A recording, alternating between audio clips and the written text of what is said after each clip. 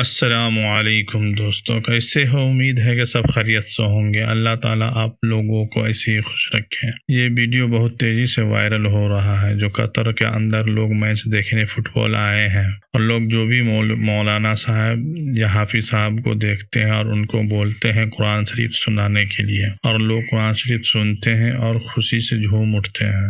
तो आप ये वीडियो आप ज़रा देखें। آيات من الذكر الحكيم شوية بس دقيقة شباب.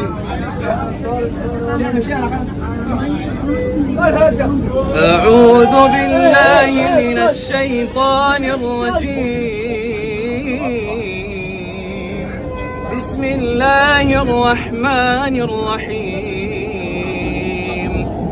لو أنزلنا هذا القرآن على جبل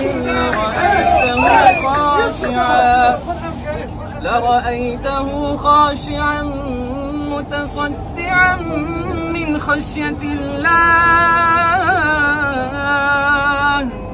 وتلك الأمثال نضربها للناس لعلهم يتفكرون.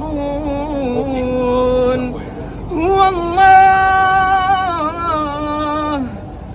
الله الذي لا إله إلا هو عالم الغيب والشهادة.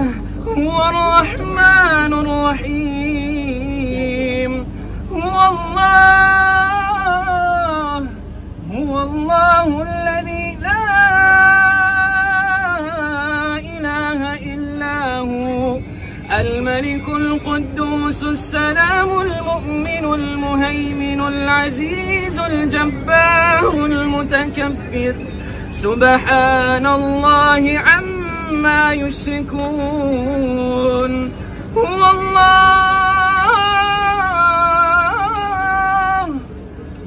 الله الخالق البارئ المصور له الأسماء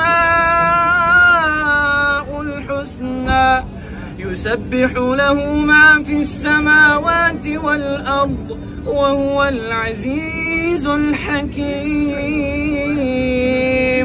الله أكبر.